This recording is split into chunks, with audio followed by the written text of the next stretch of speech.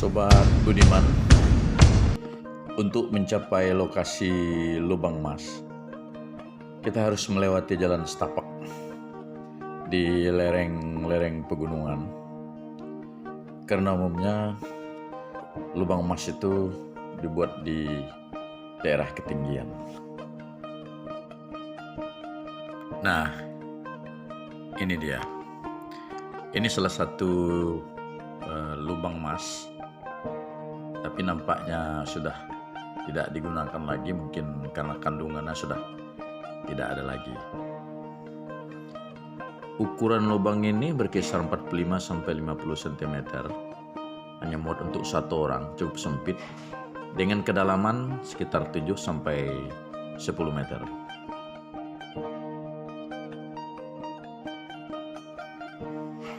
Nah, Sobat Budiman, ini lubang lainnya, tapi nampaknya sudah mulai longsor, sudah tidak ada dinding membatasnya lagi, dan mungkin sudah lama ditinggalkan.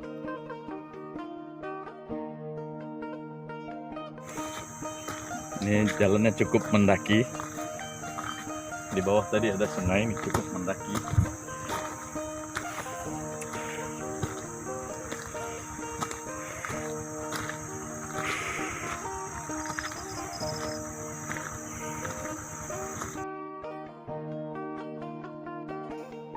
Sebelum sampai ke lokasi lubang yang masih aktif, artinya yang masih dikerjakan saat ini atau yang sedang dikerjakan saat ini, terlebih dahulu kita akan singgah di lubang kelelawar. Penduduk lokal menyebutnya lubang kelelawar, yaitu lubang peninggalan zaman Belanda.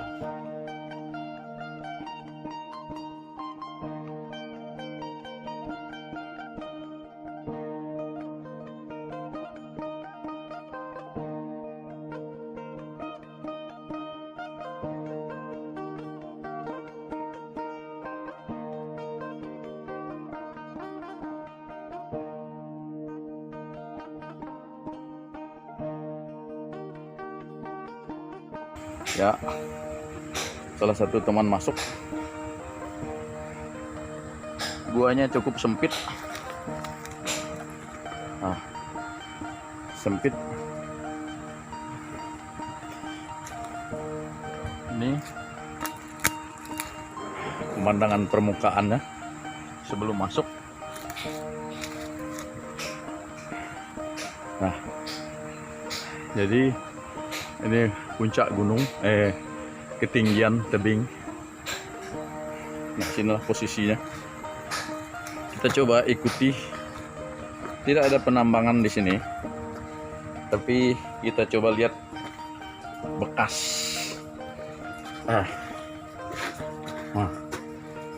Bekas Belanda.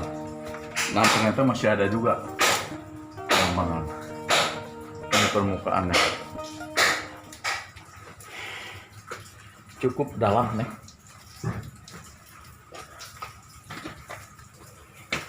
Mereka nampaknya melanjutkan. Ya, kita pasang lampu.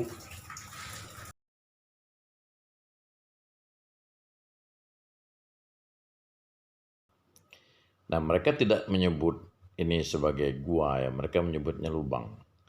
Mungkin karena ukurannya kecil, hanya bisa masuk untuk beberapa orang. Jadi mereka tidak menyebutnya gua tapi lubang. Nah, yuk kita lihat apa yang ada di dalam. Nah, beginilah suasananya, Mas Bro. Cukup dalam. Dinding-dindingnya juga menunjukkan bahwa ini sudah lama ya, tidak pernah dilalui. Sudah berlumut.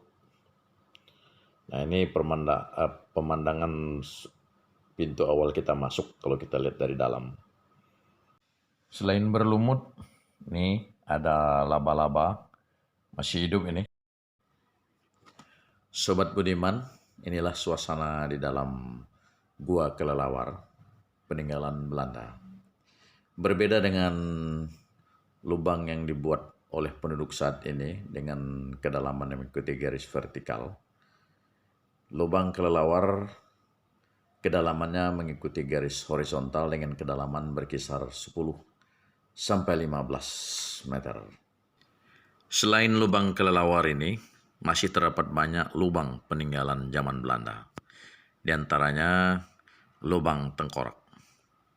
Disebut lubang tengkorak karena di dalamnya penduduk lokal menemukan banyak tengkorak manusia. Selanjutnya kita akan melihat langsung di lubang yang sedang dikerjakan.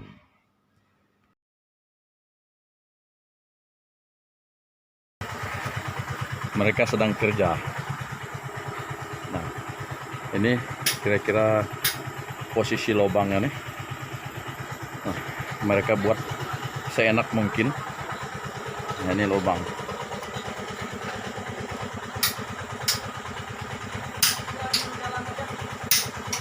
Nah, mereka meneruskan, masih nampaknya masih zaman Belanda, terusan celah-celah gunung zaman Belanda. Ini kedalaman sekitar 6. Nah, kedengaran orang kerja tuh. Nah, agak kabur. Mereka lagi kerja di kedalaman sekitar 5 meter, 6 meter. Nah, di dalam lubang yang sempit inilah pekerja itu memahat batu atau tanah keras di dasar lubang untuk selanjutnya dibawa keluar untuk dimasukkan dalam mesin gelondong atau diproses dengan mesin gelondong. Ini bongkahan terbesar yang dibawa dari lubang. Inilah yang diharap ada mengandung emas yang mereka hancurkan, lalu akhir pada mereka masukkan di dalam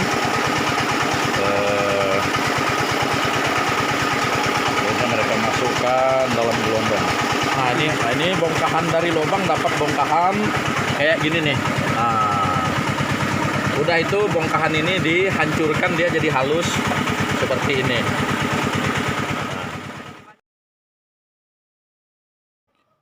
Batu yang sudah dihancurkan, yang sudah halus, selanjutnya dimasukkan di dalam tabung besi yang bulat seperti yang kita lihat dalam mesin gelondong ini. Tabung besi itu disebut dengan gelondong atau gelondongan. Nah, prosesnya memakan waktu 4-5 jam. Baru diproses lanjutan untuk mengambil emasnya.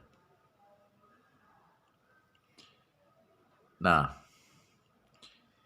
dengan proses 4-5 jam ini berarti 1 hari mereka bisa 2 kali proses dari memasukkan sampai kepada pengambilan emas.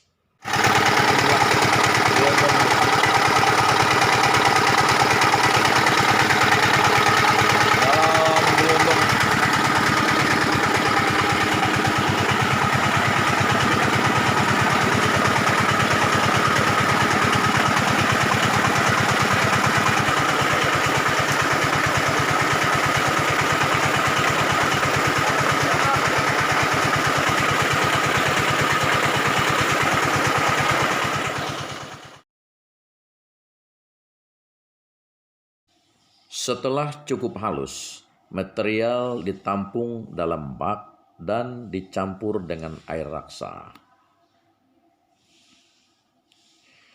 Air raksa yang menggumpal bersama emas diambil untuk disaring dan material lainnya dibuang. Hasil akhirnya adalah emas sebagaimana berikut ini. Setelah dibakar, emas hasil gelondongan yang masih berwarna putih ini akan berubah menjadi kuning keemasan. Setelah itu barulah masyarakat setempat bisa memanfaatkannya untuk sekadar menyambung kehidupan mereka, terutama di masa-masa sulit seperti sekarang ini. Demikian Sobat Budiman, sampai bertemu di video berikutnya.